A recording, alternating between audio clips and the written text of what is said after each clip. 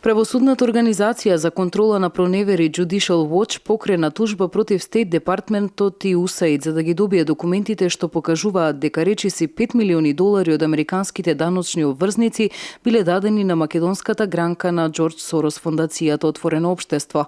Тужбата е покрената вчера откако Стейт Департментот и USAID не одговориле на барањето од 16 февруари за грантовите дадени на фондацијата на Сорос во Македонија.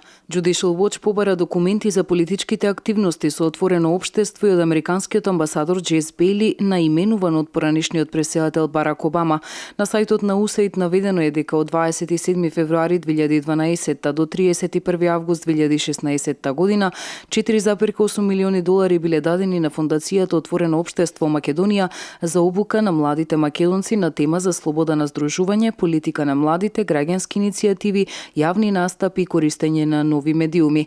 Judicial Watch ја истражува операцијата на Джордж Сорос. Денеска поднесовме федерална тужба против финансирањето на речиси $5 милиони од страна на администрацијата на Барак Обама на една од подружниците на Джордж Сорос во Европа, подочно во Македонија, каде неговата сојузничка група турка да ја симне од власта мошната конзервативна влада со типично организирање на заедницата. Зошто доларите од даноците одат за политичката организација на овој милиардер е нешто што сакаме да го дознаеме и затоа сега сме во федерален суд, изјави Том Фитон, преседател на Judicial Watch. Портпаролот на фондациите Отворено општество изјави за Fox News дека фондациите Отворено општество трошат речиси $1 милиарди сопствени пари годишно за промовирање на демократијата, човековите права и доброто владење околу светот. Нашите локални фондации распределуваат само минимална сума американска помош. Кога USAID ќе избере Национална фондација Отворено општество за да ги распореди фондовите на USAID кои потоа одат во НВО, од тие домени причината е тоа што имаме репутација за транспарентност, ефикасност и професионализам. Работата што ја поддржува Македонската фондација му помогна на македонскиот народ, зајакнувајќи ги здравството, образованието, активизмот на заедницата и новинарството во земјата, често во партнерство меѓу Европската унија, САД и македонската влада. Портпаролот на Стейт Департментот изјавил за американската телевизија Fox дека департментот не коментира работи под истрага.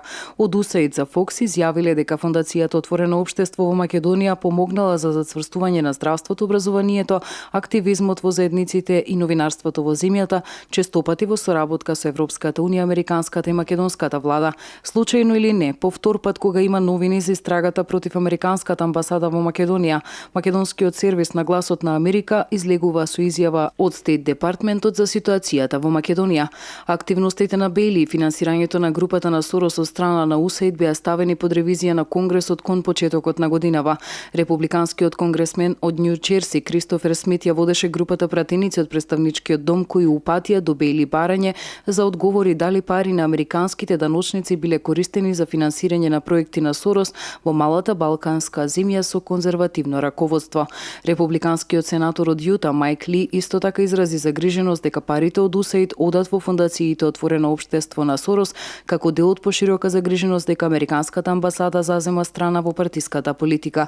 Според Judicial Watch постоело и потенцијално мешање во внатрешните македонски политички работи како потенцијално прекршување на Виенската конвенција за дипломатски односи.